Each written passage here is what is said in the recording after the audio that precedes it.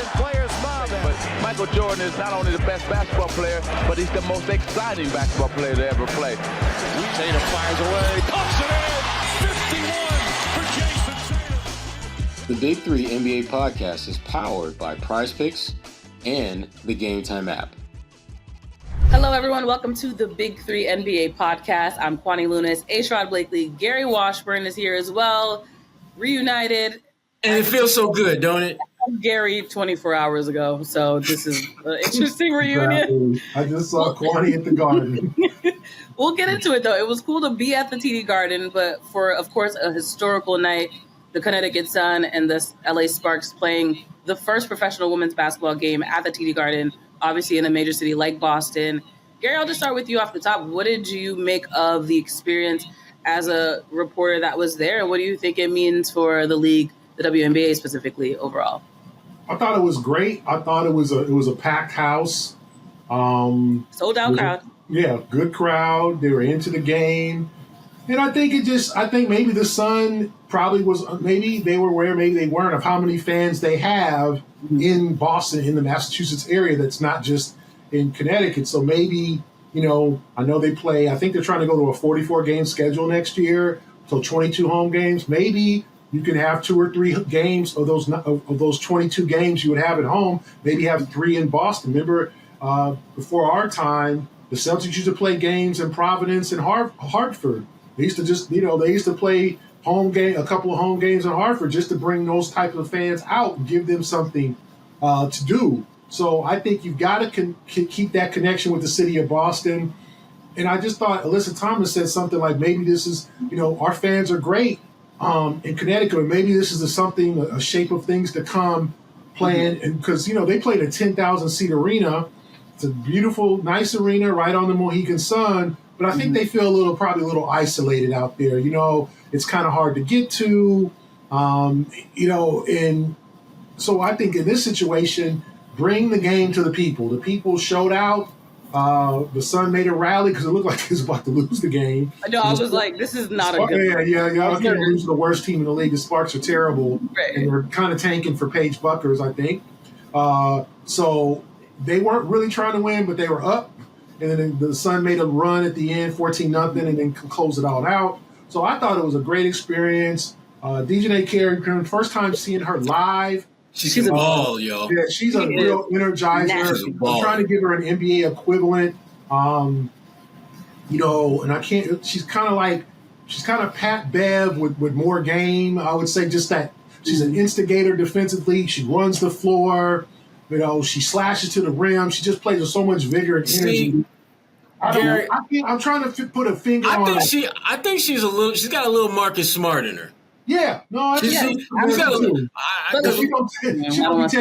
be taking 23s. I was gonna say, yeah. I was like, but damn, why you gotta bring that up though, man? We mean it in a bad way. I like her. It's the first time seeing her live. I saw Alyssa Thomas in the Olympics. Alyssa is just like a versatile player.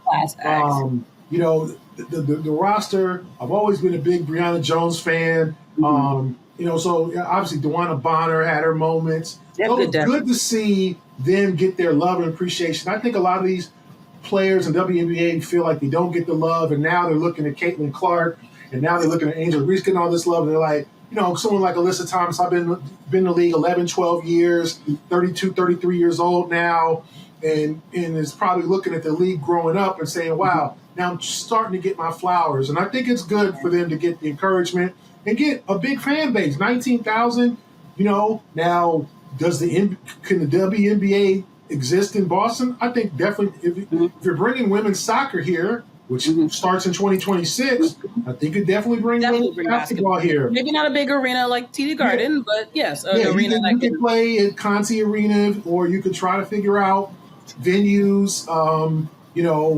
wherever, it fits 8, 9, 10,000 seat arena, figure that out.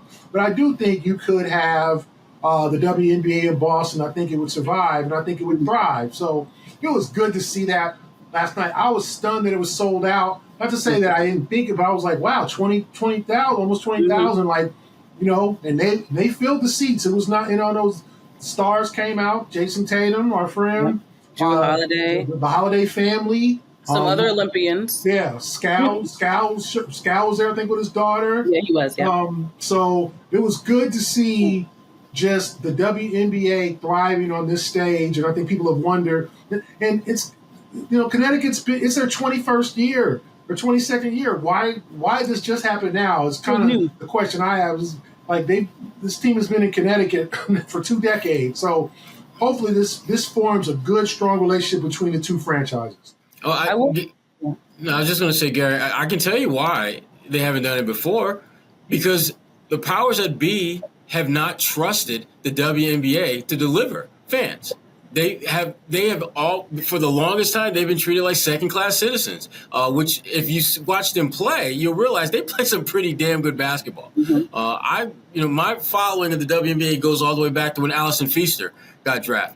Because she led that Harvard team, a 6-team seed, to knock off a number 1 seed. And from that point on, I'm just like, damn, she's kind of nice. Yeah. And then you start seeing the competition that she's playing against. You're like, she's nice, but damn, Houston Comets, they got like nice, and nicer on their roster with Swoops and company. And so to me, what's happening now is that the WNBA is starting to bring in the casuals. I think they already had a pretty solid fan base. It wasn't a large fan base, but it was a solid, committed one. But now they're bringing in a host of casuals who are curious about what's the big deal. Why are people now all of a sudden, checking out not just Caitlin Clark and Angel Reese, but A'ja Wilson, who's been the baddest baller in the game in the WNBA for like the last 2-3 years, and Brianna Stewart, and then you've got Sabrina in New York, and you start going down.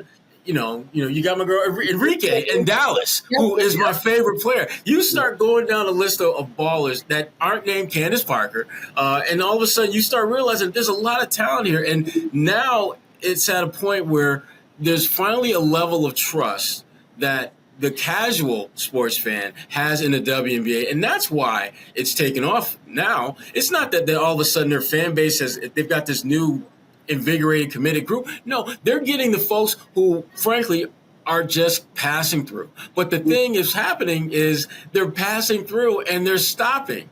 And then they're passing through and they're stopping. And all of a sudden, they're no longer casual. They're actually diehard fans, folks who are going to check. And Gary, you're right. They would do well in Boston. I think not only in terms of attendance and things like that, but media coverage. You're telling me that in this time of the year, where you got the Red Sox being the Red Sox, and you got the Patriots looking like the anti-Patriots from what you're used to seeing, you're telling me they wouldn't mind checking out, some ballers who are kind of nice in their respective league? Mm-hmm. I think they would. And especially when you're talking about a franchise that, again, has had a long track record of being in the WNBA, when a lot of franchises have folded and had to go elsewhere. I mean, when I came in, the Detroit Shock, then moved to like Tulsa, then they moved somewhere else, and now they're in Dallas. Yeah. So it absolutely would draw well. I think the key is this, that when we grew up, Sherrod, in back in the 1800s, right? Yeah, back in the day. When Jesus was still on the earth. Yeah, exactly. Back when Biggie and Tupac were still alive. When we used to rock those Jesus dunks, right? Yeah.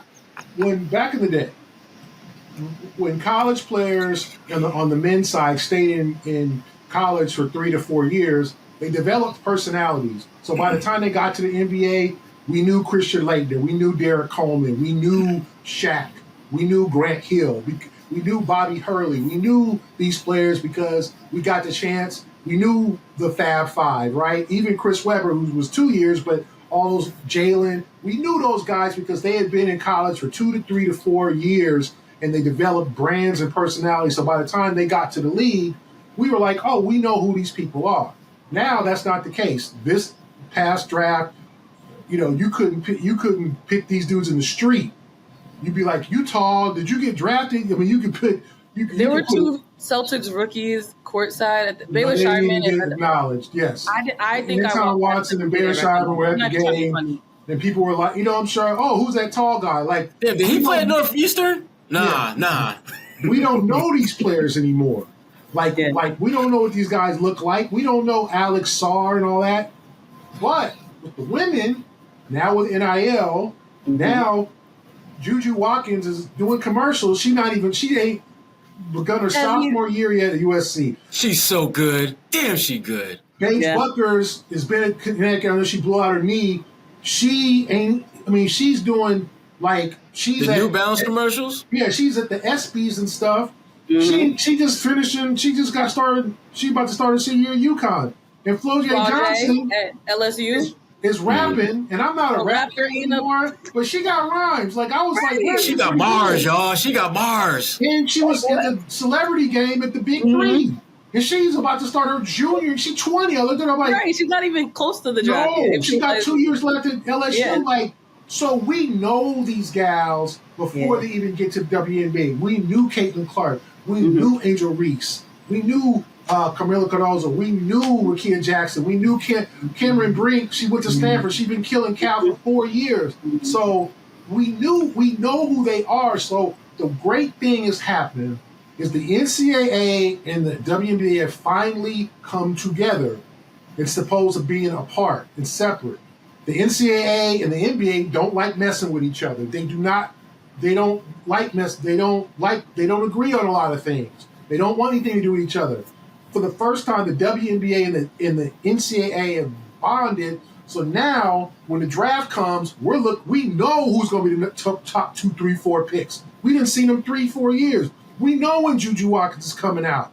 We know team will tank for her. We know the Sparks are tanking for Paige Buckers because they need another player. They need a point guard. They need a lot. LA, I used to follow the Sparks pretty close. The Sparks are terrible. Just terrible. Terrible. Like Charles Barkley, they're terrible. I love the Sparks, but they're terrible. So the great thing is now, and like you said, Sherrod, watching Caitlin Clark, watching Angel Reese, we do get to see now, as what I wrote today, DeWanna Bonner, Alyssa Thomas. We do get to see the stars of the league, Chelsea Gray, the people that were largely 5, 6, 7 years ago ignored until the Asia, because I think there's like, to me, the WNBA, there's pre-Asia and Brianna, and then after. Like we knew Candace Parker because Candace was at Tennessee for 4 years. So when she got to the league, or like Skylar Diggins or Diana Taurasi, but then there became this like a lot of the players weren't as good. I think the WNBA kind of went through a down period where the entering rookies weren't as good, and so you were relying on a lot of older players. But now it's different. Rakia Jackson, these new players are bringing some swag to the league, some style to the league. There, and we get to see the veterans. Like I feel for like Alyssa Thomas, who's been 11 years and just like one of the more versatile players. People really don't know her, and they saw her. Hopefully, got the chance to see her with the Olympic team. But or DeWanna Bonner, who's like 16th year, 37 years old. I remember her from Auburn, way back in the day. So I think it was a great opportunity for the league.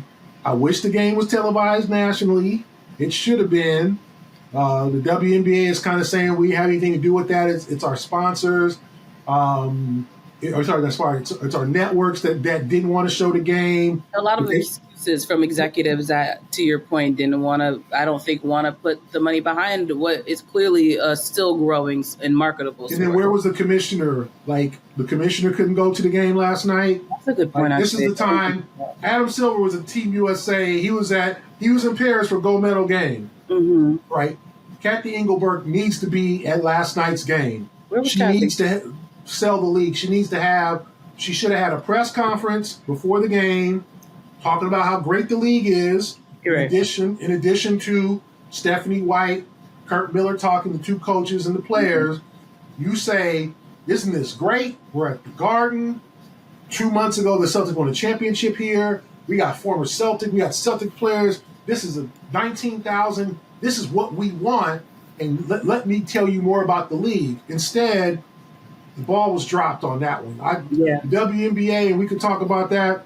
It's a great league, but they gotta step up their game with the PR. They gotta step up with their game with selling the league more, and and television got to step up too.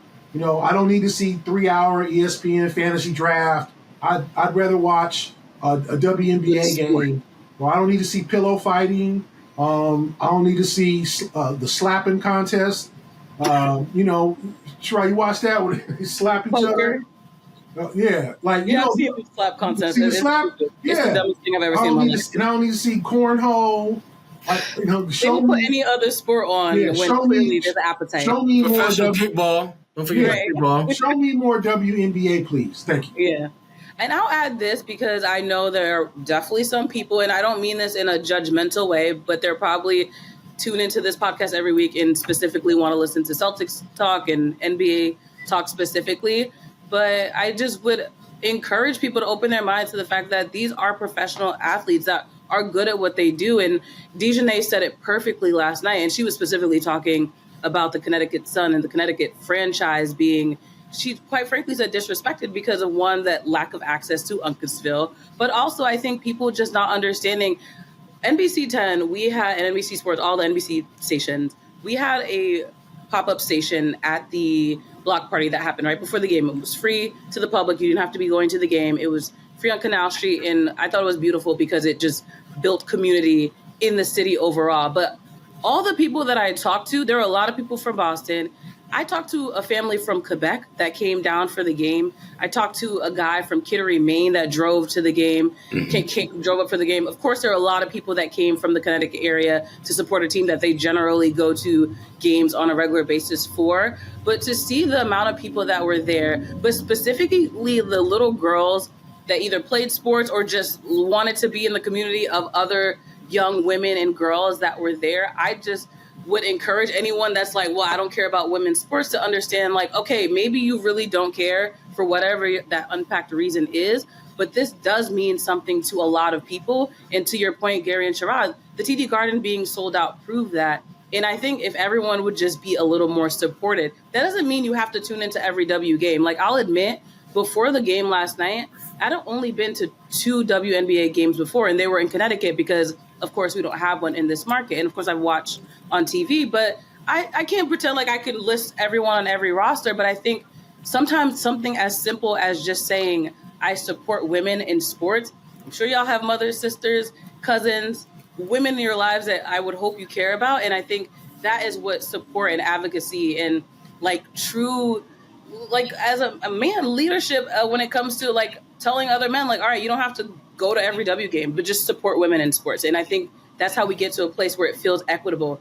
The W players are not asking to get male salaries, at least just yet. They just want support. And that's what Dejanay's rant was about, which is, again, why I commend her being outspoken about it, because it was like, why did she have to tweet before the game the fact that it wasn't publicized the way that she thought it should be, the fact that the game wasn't on national television, and, you know, got backlash for it for some people. But, of course, the people that support the W were like, yeah, you're right. Why wasn't this on a national stage? So, again, we're not trying to preach you have to watch women's sports, but we're just saying be empathetic, understand why this is important to women, and, again, young girls. And that's all we're asking for. I think last night was a prime example of why we need to continue to talk about women's sports as well, especially on platforms where men that may not expose themselves to it will listen to. Facts. Prize Picks is America's #1 daily fantasy sports app with over 5 million active members. Prize Picks is the easiest and most exciting way to play daily fantasy sports. Unlike other apps, on Prize Picks, it's just you against the numbers. All you do is pick more or less on 2 to 6 players' stat projections and watch the winnings roll in. Get in on the daily action with your friends and become part of the Prize Picks community today. You can now win up to 100 times your money on Prize Picks with as little as 4 correct picks. That's right. You can turn $10 into $1,000. Sign up today and get $50 instantly when you play $5. You don't even need to win to receive the $50 bonus. It's guaranteed. While daily fantasy lineups are cool, you can also get in on season-long projections as well. Should you go more or less on Patrick Mahomes throwing for 4,300 yards? And what about Aaron Rodgers and 3,750 yards passing? How about Tyreek Hill having more or less than 1,376 yards receiving? Or Saquon Barkley rushing for more than or less than 1,050 yards? Get in on the action by downloading the Prize Picks app today and use code CLNS for a first deposit match up to $100. That's code CLNS on Prize Picks for a deposit match up to $100. Prize Picks, Run your game. But that being said, we will talk about the Celtics now. Tatum, as you mentioned, was at the game, Drew Holiday as well, and his wife, Lauren Holiday. But let's talk about Tatum and Brown, their offseason. We'll start with Jaylen because last season he was underwater doing God knows what kind of workouts, and he's back with even more. So what did y'all think? I don't know. We definitely talked about them last year, but the fact that we're getting a part 2, what do y'all think? I'm here for it. I think it's hilarious. All I know is that brother is making $300 million and some change. Underwater, through the mud, in the creek, wherever you got to go to get your body right to ball out, you do that. And Jaylen, he is a guy that we all agree is an unconventional person. He does not think the way your cookie cutter template blueprint 26, 25-year-old thinks, which is great. He definitely likes to be an outside-the-box type of individual, and those workouts are a clear example of that. But to me, it always comes back to the finished product. Is this just for show, or is there some substance to this? And when you look at these workouts and you look at what we see on the basketball court, clearly he's figured something out. Clearly, he's doing something that enhances his ability to play at a high level. So, yeah, I'm all for the underwater workouts because they work for him. Now, if we were to see Jason Tatum doing an underwater workout, I would think this feels very performative because this is not JT's thing. This is something that Jaylen would do. That's also mental, too, I think. The underwater aspect has to be primarily mental. Yeah. As someone that can't swim. That's why I think that for the most part. You had to let that secret out, Kwani. But I mean, in general, though, like being underwater, like that's not a natural environment for humans, obviously. So, like sustaining underwater, and if he's working out as long as we think he is underwater, that's crazy to me. Well, I mean, not to get all too messy with you, but at some point, we are in a place that's filled with fluid, And so the idea that we are not comfortable in water is not really true. That's kind of how we got this popping. Oh, my gosh. So, Gary, I'm going to transition to Gary because Let's move on here. Don't make me go on AP Bio on you, Kwani. Yeah. Boys and girls, that is how babies are born or are made, I guess. Get it popping, Kwani. Let's call it get it popping. Gary, share your opinions about the underwater workouts. It was good to see. Before Sigmund Freud started talking, before Sigmund Freud started talking, I felt like it's a good thing for him to explore new workouts. I know he went to Spain to do the workouts with the Player Association. So now he was in Oakland doing the stuff for the community, the city of Oakland. Obviously, a guy who went to school out there for a year and has bonds and ties out there. So it's good to see Jaylen live his best life and enjoy his off season and understand that the teams are coming at the Celtics. I think he said that in an interview with our friend Monty Poole, that he knows that teams are coming for them and bring it on. He's going to be ready. Jason's going to be ready. So I'm all for Jaylen doing all types of whatever he wants to do. It's August. I'm sure they'll be back in Boston in about a month, starting to work out, get everything together, and get ready for this upcoming 24-25 season. So kudos to Jaylen for just doing him and living his best life. Yeah, as he should. It's summer. He didn't have any Olympic obligations, so why not? We also talked, I think we kind of touched upon this last week with Jaylen Brown and his exchange that initially was announced to be in Boston, but also him and Jason Kidd are collaborating to do it in the Bay Area as well. But Kidd's comments about during the finals, JB was better than Jason. Look at you. I know. Look, because we were just I gotta say the reason why I just hesitated because we were just talking about nicknames, and I was like, all right, maybe I should just call him Jaylen Brown and Jason Tatum. But I mean, this was kind of evident, and I think everyone agrees. But what did you two think about Kidd's comments, and why did he even feel the need to address that? Well, because I think for Kidd, that particular setting was one of those "I told y'all so" moments. Because when he said, that JB was better, that was before the Celtics had won an NBA title and before Jaylen Brown was NBA Finals MVP. And so this was really, kids, one of the first opportunities, if not the first opportunity, where he kind of addressed that he caught some flack for, because it really did come across as though he was trying to kind of play some Jedi mind trick games with Jaylen and Jason to get them to try to be a little more selfish and get away from the things that have worked. And, if we're being honest and we're keeping it 100, it's not like that's outside of Jason Kidd's realm to do something that doesn't necessarily violate the law, but it definitely is against the spirit of the law. I mean, telling a player to bump into you so you could knock a cup over and get you a free timeout? Yeah, Gary, your boy, your Cal Cubby, Jason Kidd did that. You know it. And he owned it after the fact. So let's not pretend as if Jason Kidd, I told y'all so. I wasn't trying to be divisive. I would never do something like that. Come on, bruh. Come on, man, as Chris Tucker would say. Come on. So I like the fact that he addressed it, because it was really kind of different to hear him go in like that earlier. But at the end of the day, Jason Kidd, you're trying to win games. You're trying to win not only games on the court, but also in the court of public opinion. And it helps you to have this addendum to that statement, because it comes after he, again, won NBA Finals MVP. I tried to tell y'all he was balling.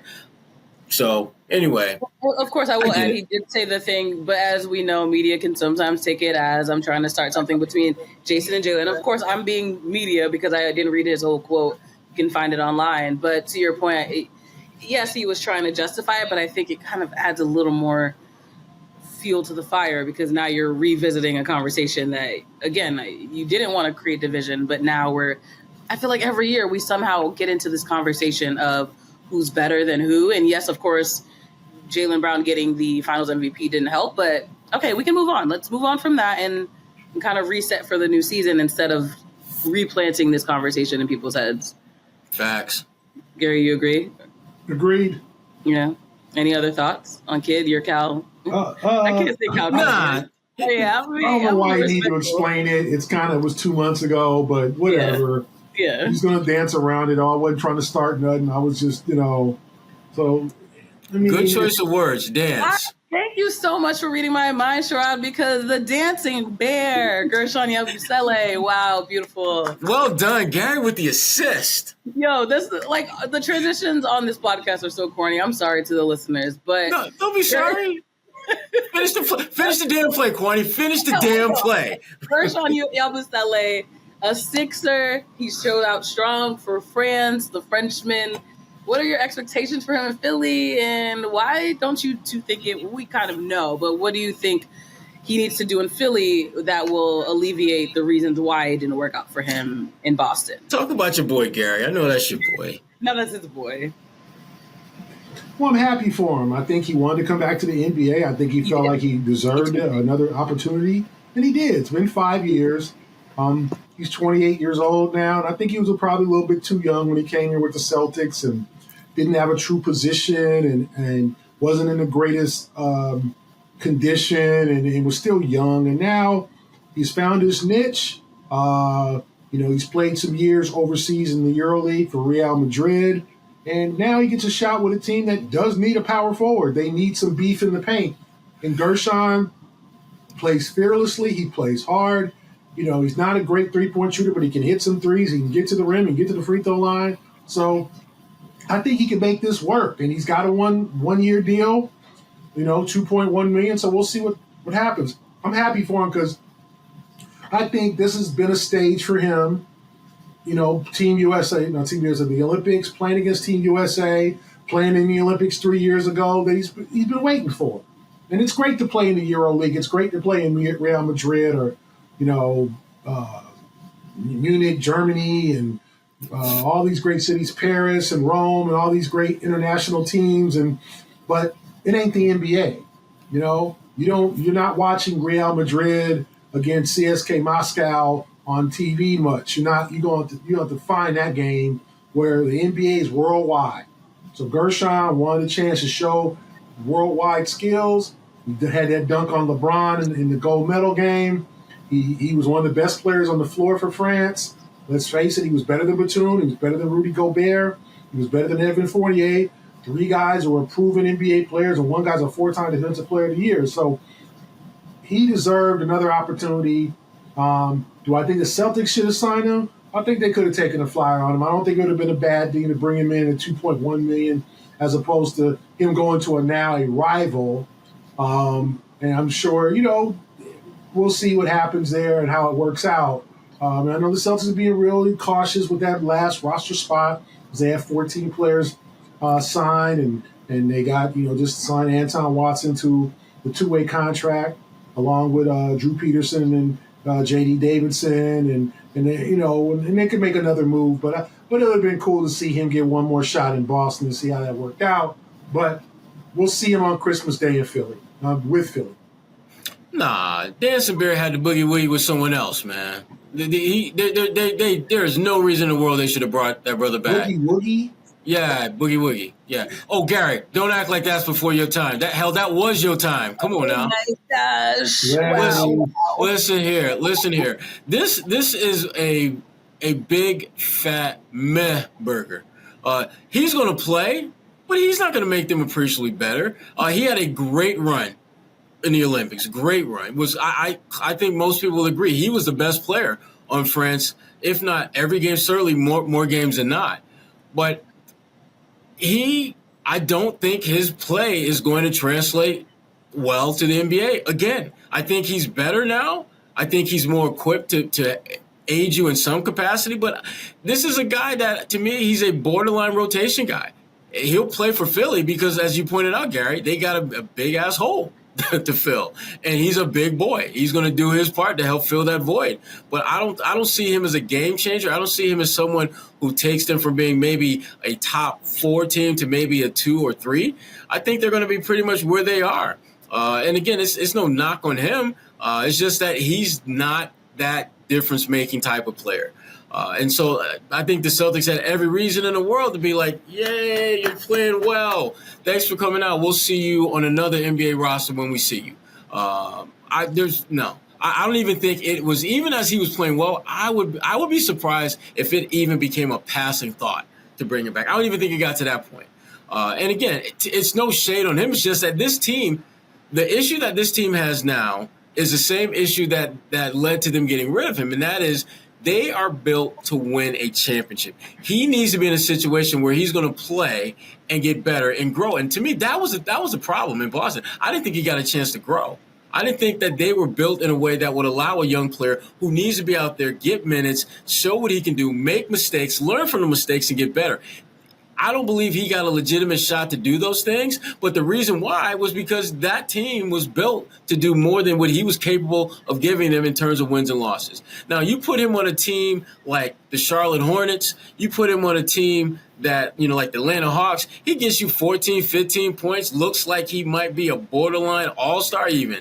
But that team sucks, and there's a reason why he's balling out. Philadelphia, I don't think they suck, but they're have such a hole at the position that he's going to fill that his numbers will probably look better than his actual play, and that's okay. Because I hope he does enough to where Philly gives him a multi-year deal after, or he convinces someone else to give him a multi-year deal. Because when you're talking about the top 400, 450 players in the world, do I think he is among them? Absolutely. Absolutely. And he should be in the NBA. But if I'm trying to win a championship and I got one roster spot left, am I going to bring him in? Hell no. Hell no. And again, it's not because he's a bad player. It's just that he's a bad fit for what our ultimate goal is, which is to win a championship. Okay. So go ahead and be Joel Embiid's caddy. That's nothing wrong with that. No shame in that. Not go ahead and be his caddy. That was very shady, whether you intended it. With the hat. Nice little jacket. All right. Did you get to wear gloves? Summertime is winding down, but the college football season is just starting to heat up. There's no better way to get your college football fix than Game Time, which is where you can find the best deals on college football game tickets, concerts, NFL, WNBA, and so much more. Game Time has a new feature called Game Time Picks that makes getting tickets to see your favorite teams play live even easier. Game Time Picks filters out the fluffs to show you only incredible deals on great seats, so you don't have to waste time searching through thousands of tickets. The one college football game I'm looking forward to seeing this year is when my alma mater, Syracuse University, travels out west to play Gary Washburn's Cal Cubbies. Cal Bears. There's a great selection of seats starting as low as $29 for that game. That's right, $29. Having the map of the stadium along with the different colored price coding makes it super easy to find the best seats for your budget and not have to scramble all over your app to do so. And you're covered by Game Time's lowest price guarantee, where Game Time will credit you 110% of the difference. Take the guesswork out of buying concert tickets with Game Time and download the Game Time app, create an account, and use the code CLNS for $20 off your first purchase. Terms apply. Again, create an account and redeem code CLNS for $20 off. Download Game Time today. Last minute tickets, lowest price, guaranteed. You kind of answered the next question about his impact on the Sixers. So let's move on to the final topic on our rundown today. Steve Kerr resigning as Team USA's head coach. As of now, the two rumored possible replacements, Erik Spoelstra, Ty Lue. Who do you two think would be the best fit for that role? But also, do y'all think Steve Kerr stepped down because of the Tatum thing?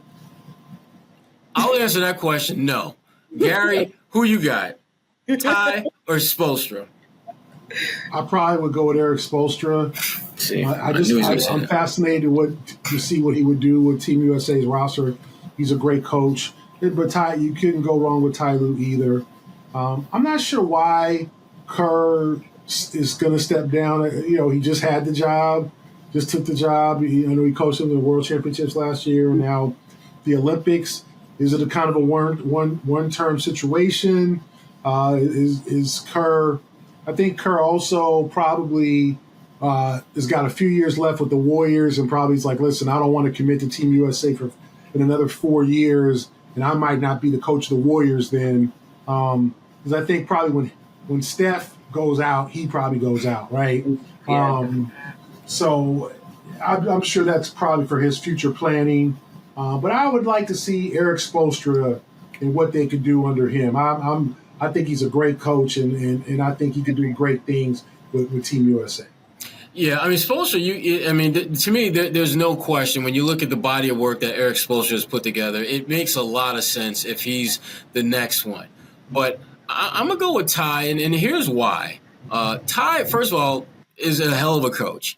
Ty has done something that no human being could possibly do, or at least I didn't think could do. He won a title in Cleveland. Oh. I mean, I'm sorry, but he won a title in Cleveland. And you go back and look at the squad that he won a title with, that ain't no championship squad. It ain't. I'm sorry. You look at what Spoelstra has won with, that team absolutely was built to win a championship. And even the teams that Spoelstra had that weren't that good, he still got, I thought, maximum value out of those teams. But that's where I go with Ty, because Ty has been able to do the unprecedented. Ty has a different level of respect with the top players in this league that's different than Spoelstra. I think Spoelstra, now don't get me wrong, Spoelstra is a well-liked, well-respected coach, but with Ty, it's different because Ty is a former player who has competed against some of the best players in the game, has been able to basically put players who you would think coaches are scared to death of, i.e. Kevin Garnett, can tell him some things that Kevin Garnett would actually listen to him and not trip and flip over. Spoelstra, you remember those early days, Spoelstra had to work up to that. Ty came to the game as a head coach, already had that pedigree down pat. You remember those early days with LeBron where, there'd be a timeout and LeBron would walk past him, give him a little shoulder nudge, and you're like, whoa, what was that? You never see that stuff happen with Ty. Ty has a level of command and respect of these men in the NBA that would allow him to make a seamless transition regardless of what coaching decisions he made. You would never hear anyone really grumble about that. And I think with Spoelstra, I would hope that wouldn't happen. But I'm not sure if a guy like Anthony Edwards, for example, what if Anthony Edwards winds up getting the Jason Tatum treatment in 28, where you went from being an amazing player 4 years ago, balling out, showed your game, to a new coach or a different coach who's like, well, you know what? I think I'm going to go a little bit more with Halliburton because I just think he gives us a little more versatility than you do. He plays better defense or whatever the rationale may be. will that go if it's coming from Spoelstra versus coming from Ty Lue? And those are the kind of things that when I think about this Olympic team, you really do need a very special, unique, niche type coach. They can't just be a really good coach, which Spoelstra is. There has to be something different and unique about them that these men are going to respect and not question, regardless of whether they play or not. And it's not going to become an issue. The thing about Ty, I think Ty's smart enough to know how to not create an issue. You're not going to see Ty Lue as a coach not playing Jason Tatum or not playing Anthony Edwards. It's not going to happen. Ty, if anything, what Ty would do, he'd have one of those guys play in a couple games, another guy maybe play some minutes, and the other, where if the other one sat, there would be a clear indication that he's not going to have one guy who's first team All NBA picking up DNP CDs. That literally makes no sense in the world. So that's why I think I'd go with Ty, just because I think he'd do a little bit better job than Spoelstra in managing those massive egos. Okay. Well, we still don't know who exactly will take that position. It won't be Joe Mazzulla. It won't be Joe Mazzulla. Joe Mazzulla. You have my vote. Nah, I don't think Joe wants those. Nah. I think Joe's a smart dude, y'all. In 4 years, he'll be fine. Joe Mazzulla's a smart dude. He don't want that. He don't want that. Nah, he's good crazy enough to do it. Gary, since that is your boy, what you think? Oh my God. Don't ask me that question. No comment, all right? I think he would do as best as he could, and I think he'd be a good coach. The best he can with what he got. For team, I'd say maybe he'll be a candidate to be on the staff. I think I can go with that. That definitely will happen. I would like to see him as a 2032 coach. I would like that. I would go for that. Okay, man. 2028, nah. Give him some time. Nah, give him some time. Let him marinate on that sideline a little bit. Right. Let's let him just get to this upcoming season first. Get another chip. Get another chip in your belt. Right. Well, did y'all have any final words before we wrap this episode up? Nah, superstar. You got any more of those autograph pictures? Yeah, I do. I actually have one right here. For the record, I did not print I'll be your groupie, baby. These were handed my out superstar at the block party for my job. I actually was signing autographs, which feels obnoxious, but I still have a few more. If y'all want one, let me know. Gary got like 5 of them. I don't know why he tripping. I don't know why he tripping. Gary act like he ain't got none. Gary got like 5. I should have signed one for Gary yesterday. Trying to sell the bad boys on eBay. How they going so far? You getting bids yet, Gary? I ain't got none. He put on eBay already. He got $1,000 bid. So we'll see. God. He's joking. Nothing. Anyway. Now, when you say that, now are we talking American currency or are we talking like the Somali shilling? Are we talking Somali shillings, maybe? Yeah. So what's the conversion with the Somali shilling? Because you mentioned it twice already. Well, not on the podcast. It's $1.75. $1.75. If you got 1,000 Somali shillings, that's $1.75 in American dollars. It's giving scammer because why does he know that? That's just yeah. Mm-hmm. It is what it is. Well, on that note, you can't even get a honey bun with that. For Sherrod Blakely, I'm wrapping this up before it goes chaotic. Gary Washburn, I'm Kwani Lunis. Yes, again, that's Sherrod. Thank you all for listening or watching the Big 3 NBA podcast / WNBA podcast for today. We'll be back next week.